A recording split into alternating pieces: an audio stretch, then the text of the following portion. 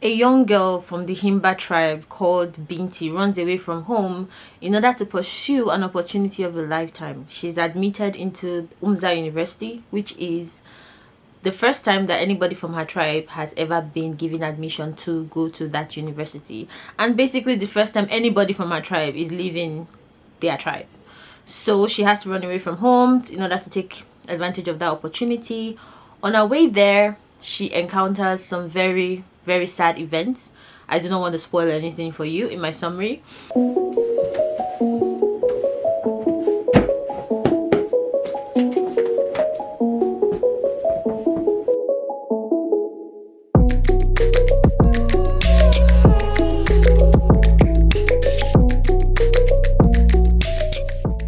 Hello everyone, my name is Yamin and today we're going to be reviewing a book called Binti by Nnedi Okorafor. Now in my last book review, I introduced this book as the next book we're going to be reading, and it is a trilogy. So this particular video is to review the first part of the book. Now I do not know if you have been reading along, but this book is actually a very, very fresh kind of book. At least I haven't read anything like it. So what I can decipher from the book so far, based off of just reading the part 1, I can say that this book is about a girl who leaves home and ends up going through a journey to find herself, even though she did not know that was what she was getting into. Now, even though a lot of things have happened in this part 1, there is still not a lot of depth for us to really say, okay, this is where this book is going. We have a faint idea, and we can tell that something very, very huge is coming, something that she might have to encounter and she might have to be able to defeat. We never know. Probably an enemy, a villain. We don't know yet. But right now, Binti has already managed to do a lot of things. She has been able to broker peace between the Medus people and the Umza University, and basically humans generally. And her actions have actually led to Umza University admitting the first Medus student they have ever had. And so, yes, Binti is a star in her own right. However, there are a lot of people who hate her as well. The Kush people. Now, the Kush people are basically rivals of the Himba people. They discriminate against the Himba people and they feel superior to the Himba people. And so it's a no-brainer that they actually do hate Binti, because after all, she's becoming the talk of the university and basically the star of the university. Guys, I know this sounds like as if I'm casting the news or something, but the truth is there's really not much for us to say in this first part of the book, as apart from me just spoiling the whole thing for you. So if you haven't started reading it, please read it. So for today, I'm just going to talk about major characters and some of their attributes, as well as talk about some of the themes that I have been able to bring out from the first part of this book. So major characters, we have two major characters, and that's Binti and Oku. Now Binti is, like I've said before, a Himba girl. So she's basically, in description, she's dark skinned, and her people use clay, red clay, to like cover their whole body, even up to their hair. During editing, it came to my mind that I had actually had a thought when I was reading this book, that I have heard about, or at least seen, a tribe in Africa that uses this red clay to cover their hair and their body. So I did a little bit of research and I found out that the Himba people are actually real people, like they are a real tribe in Namibia. So this is something that I'm going to talk about more in the second review when I'm reviewing part 2. So guys, pardon me for not adding this detail earlier. I am going to add that in the review of the second part. And they are described to have thick locks. So yeah, basically I'm describing myself. Anyway, Oku is actually a Medus person. We do not know if he is male or female because it is not said whether or not the Medus actually have gender. However, Oku is the first Medus who has been admitted into Umza University due to Binti's actions, and they are described as these creatures that have tentacles and they're kind of transparent, or is it translucent, and you know, they float, they hover around. And anytime I think about the Medus, I think about jellyfish. I do not know why, but basically jellyfish that is on land, not in water. So they kind of like just have that, I don't know, image in my mind. You tell me if you have a different image of what the Meduse look like. So those are the two major characters. However, Binti has managed to meet two other people, a Kush girl called Hefa and the bear, a person called the bear. And I don't know if it's a she or a he. I think it's a she, completely covered in fur, right? So looks like a bear, I guess. So that's how far it comes when it comes to major characters. Like I said, the part one of this book has not really dived into a lot. Yes, there are other minor characters, like, you know, her tutor or her parents or her family, and those are things that you can discover by yourself when you read the book. But right now, the major characters that I have been able to see are these four characters. I have a feeling that something big is about to happen, that they'll probably have to team up, you know, to fight some enemy in the future. Yeah, that's basically adventure fantasy kind of storyline, but who knows? Nnedi might surprise us with something totally new. Now, when it comes to themes, I feel like Nnedi tried to bring a lot of different themes into this particular book.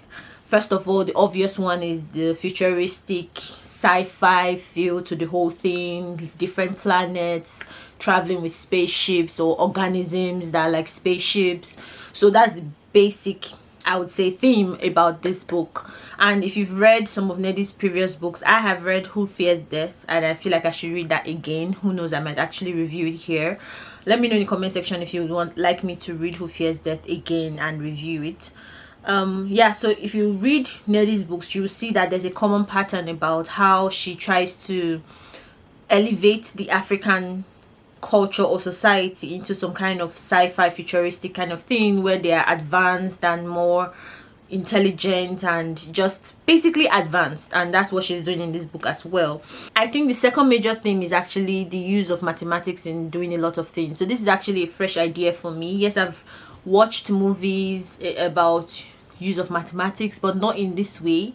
You know, there's something she calls treeing, which is basically like, I would have called it meditation, but it's almost like as if you're going inside of yourself, right? Like or either you're going inside of yourself or you're actually having like an out of body experience, one of the two.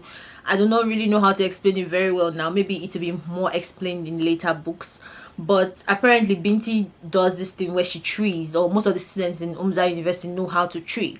And treeing basically is just elevating your mind into a certain space where you can now like understand and feel a lot of things. So that's why I call it like meditation, but then again it can actually be described as something else. So yeah, so mathematics, you know, she talks about harmonizing, you know, the use of math to do so many things. I mean, if they told me that you could use math to do some of these things, like bring out your superpower, then I probably would have listened more in class. Yeah. She uses maths as a trigger to their superpowers, kinda. So for instance, if Binti wants to like bring out fire or something, then she kind of like does like the square root of 64 and then the square root of 8, and then, you know, so it's like, it's really interesting to me, like that the way she uses mathematics in this book. And I feel like that's one of the major themes of this book. So we talked about sci-fi, futuristic, and we talked about mathematics. The third major theme, I would say, is the talk about gender neutrality, kinda. Like I said before, we don't really know whether or not Oku is male or female. I think at a point they mentioned it sounded like a male voice, but we do not know for sure if he's male or female. And well, I'm saying he I don't know, but yeah, it's that kind of gender neutral kind of thing. And then there's the transgender theme, which was brought into the book by Hefa. So Hefa was actually a male, and then she transitioned into a female. And it's just really interesting to see how she creates a world, like Nnedi creates a world where these things are just normal. These things are not things that people fight or kill people about or discriminate about. It's just a thing.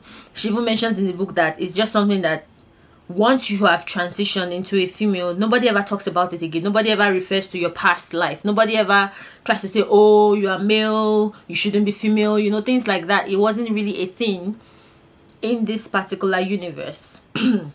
At least from what she has shown us so far. When it comes to talking about the major character and what she's like, I would say, okay, yeah, Binti is a likable protagonist. I would say she's brave, she strong-willed, she's very strong-willed, and she's very intelligent as well. She's the best harmonizer in her tribe. And I would also say that she's also very temperamental. This is not to say that she didn't go through a lot. She went through a lot, so I wouldn't say that the trauma that she's feeling right now is not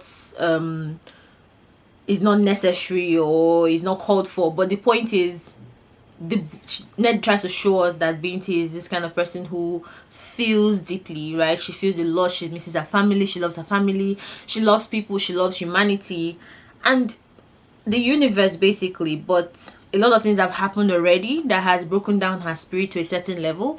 Hopefully in the second part we'll see her rise up again, but right now she's really down. And you know, at the end of the book, she had to just take some time out to go away and just have to clear her head and everything.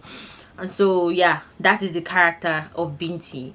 Right now she's being bullied by some people in the school who hate her because they feel like it was her fault what happened in the spaceship. Like I said, I'm not going to spoil that for you.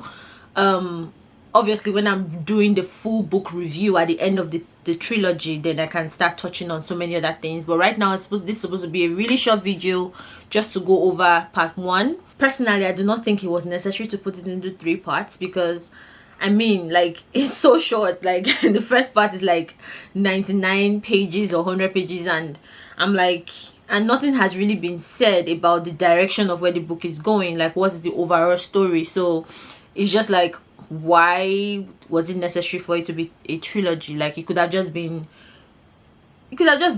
one book. Yeah guys, thank you so much for watching this particular episode. I know it is not really saying too much about the book, but I wanted to do it like this so that each video will not be too long. So guys, tell me what you think. Are you reading Binti? If you are, what are your thoughts? Do you like it? Would you like to continue? Let me know. Thanks once again for watching. If you are new, please subscribe and don't forget to hit the like button, guys. If you like this video, please hit the like button, please share, and you know, leave your comments in comment section and let's talk and argue about Binti by Nnedi Okorafor. If you haven't started reading with us and you would love to join in, because it's just like 100 pages in, so yeah, you can catch up really quick. So if you like to read with us, you can get Binti from Amazon or any other place where you get your books. The trilogy Binti by Nnedi Okorafor, right here.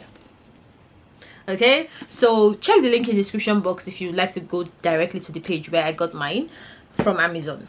I'll see you in the next video where I'm going to be reviewing part 2.